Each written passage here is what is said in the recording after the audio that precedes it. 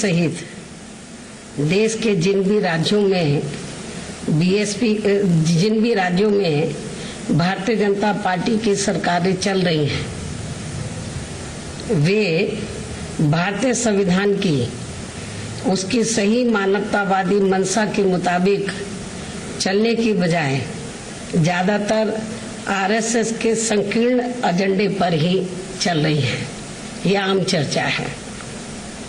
जिस कारण समाज व देश में तथा आर्थिक क्षेत्र में भी हर तरफ बेचैनी, अराजकता, हिंसा, तनाव एवं अफरा तफरी का ही वातावरण व्याप्त है, जो अति दुखद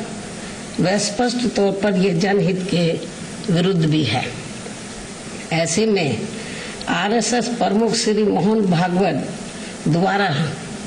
कल गाजियाबाद में आयोजित एक कार्यक्रम में भारत में सभी धर्मों के लोगों का डीएनए एक होने व भीड़, हिंसा, हिंदुत्व के खिलाफ आदि होने की जो बात कही गई है, वह किसी के भी गले के नीचे से आसानी से नहीं उतरने वाली है, क्योंकि आरएसएस व बीजेपी एंड कंपनी के लोगों की तथा इनकी सरकारों की भी कथनी व करनी में अंतर सभी देख रहे हैं। साथ ही आरएसएस प्रमुख देश की राजनीति को विभाजनकारी बताकर जो कोस रहे हैं, ये ठीक नहीं है। जबकि सच्चाई तो ये है कि खासकर जिस बीजेपी व उनकी सरकारों को वे लोग जनहित व देश हित की खास परवाह किए बिना आंख बंद करके समर्थन देते चले आ रहे हैं, उसी का परिणाम है कि यहाँ जातिवाद, राजनीतिक द्वेष, सांप्रदायिक हिंसा आदि का जहर सामान्य जनजीवन को त्रस्त किए हुए है। इतना ही नहीं, बल्कि ये भी सर्वविदित है कि बीएसपी को अगर लगता कि बीजेपी सही में आरएसएस के शिकंजे से निकलकर वह संवैधानिक सोच के मुताबिक चलकर सर्व समाज एवं सभी धर्मों के लोगों के हित में काम कर सकती है, तो फिर काफी पहले सन 1995 में ही बीएसपी इनका भारी समर्थन ठुकराकर यूपी की सरकार से इस्तीफा नहीं देती। जबकि उस समय सपा की जाति व हिंसावादी राजनीति से तंग आकर कांग्रेस, बीजेपी व अन्य सभी विरोधी पार्टियां बीएसपी की सरकार को बाहर से समर्थन दे रही थी, और फिर न ही सन 2003 में इनके गलत इरादों को भांपकर बीएसपी इनसे अलग होती। इस प्रकार से बीएसपी इनकी गलत व संकीर्ण नीतियों की सर्वधर्म व सर्व समाज के व्यापक हित में हमेशा ही खुलकर विरोध करती रही है। कहने का तात्पर्य यह है कि कुल मिलाकर आरएसएस के सहयोग व समर्थन के बिना बीजेपी का अस्तित्व कुछ भी नहीं है। फिर भी आरएसएस अपनी कही गई बातों को बीजेपी व इनकी सरकारों से लागू क्यों नहीं करवा पा रही है, जो इन्होंने कल बातें कही हैं। यहाँ ये भी गंभीरता से सोचने की बात है। इसलिए इससे ये स्पष्ट होता है कि आरएसएस की कथनी व करनी में काफी जमीन आसमान का अंतर है। खासकर जातिवाद, सांप्रदायिक व धार्मिकता आदि के मामले में ये लोग जो कहते हैं, करते ठीक उसका उल्टा है, जो ये सभी को मालूम है। संक्षेप में अब मेरा यही कहना है कि आरएसएस प्रमुख का कल दिया गया ताजा बयान वास्तव में लोगों को न केवल अविश्वसनीय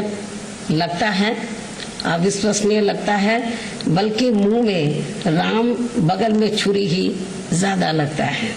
ऐसे में स्वाभाविक तौर पर जब तक आरएसएस, बीजेपी एंड कंपनी व इनकी सरकारों की संकीर्ण सोच व कार्यशैली आदि में सही सर्व समाज हितैषी संवैधानिक परिवर्तन नहीं आएगा, तो तब तक इनकी बातों पर खासकर मुस्लिम समाज द्वारा विश्वास करना बहुत मुश्किल लगता है। इसके अलावा यहाँ मैं धर्म परिवर्तन के मुद्दे को भी लेकर ये कहना चाहूँगी कि देश में डरा धमका के व लालच आदि देकर किसी का भी जबरन धर्म परिवर्तन कराना ये पूरे तौर से अवैध है, ठीक नहीं है, तथा ऐसे मामलों की सही जांच करा के इसके दोषियों के विरुद्ध सख्त कार्रवाई होनी चाहिए। इसके अलावा यदि इसके पीछे कोई भी देश विरोधी साजिश है तो फिर ऐसे लोगों के विरुद्ध तो काफी सख्त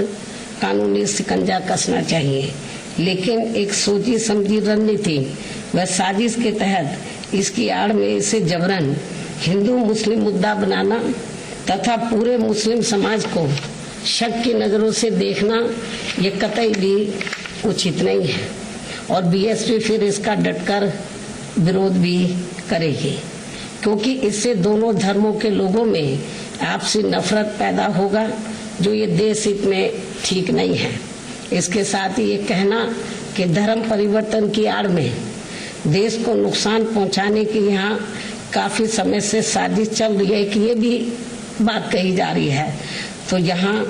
इसको लेकर एक ये भी सवाल पैदा होता है कि इतने लंबे समय से अपने देश की खुफिया जांच एजेंसियां अभी तक क्या कर रही थी और अब इसको लेकर जो भी कार्रवाई चल रही है ये तो बहुत पहले ही हो जानी चाहिए थी, जो नहीं की गई। तो इससे इसके पीछे हमें इनका राजनीतिक स्वार्थ कुछ ज्यादा नजर आ रहा है और ऐसा लगता है कि इसे अब ये देश के कुछ राज्यों में होने वाले आगामी विधानसभा चुनाव में अपनी कमजोरियों पर पर्दा डालने के लिए राजनीतिक रंग देना चाहते हैं और इनका यदि ऐसा कोई षड्यंत्र है तो फिर ये अपने देश के लिए अति दुर्भाग्यपूर्ण व अति निंदनीय भी है और इस मामले में देश की जनता जरूर सावधान रहे। इसके अलावा यहाँ मैं ये भी कहना चाहूँगी, खास तौर से यूपी गवर्नमेंट के संबंध में ये भी कहना चाहूँगी कि यूपी की वर्तमान भाजपा सरकार द्वारा अधिकांश जातिगत, धार्मिक व राजनीतिक द्वेष की भावना से अभी तक जिन मामलों में भी जिनकी संपत्ति जब्त व ध्वस्त की गई है उनमें ज्यादातर मुस्लिम लोग प्रभावित हुए हैं, ऐसा मुस्लिम समाज व आम लोगों का भी मानना है। लेकिन इससे इनमें असुरक्षा की भावना पैदा हो रही है, खासतौर से मुस्लिम समाज में, जो ये ठीक नहीं है। इस संबंध में बीएसपी का ये भी कहना है कि यदि इसमें ऐसी कुछ भी सच्चाई है तो ये उचित नहीं हो रहा है, जो ये सरकार की कार्यशैली पर अनेकों सवाल खड़े करता है तथा बीएसपी इसकी कड़े शब्दों में निंदा भी करती है। इन्हीं जरूरी बातों के साथ ही अब मैं अपनी बात यही समाप्त करती हूँ। धन्यवाद।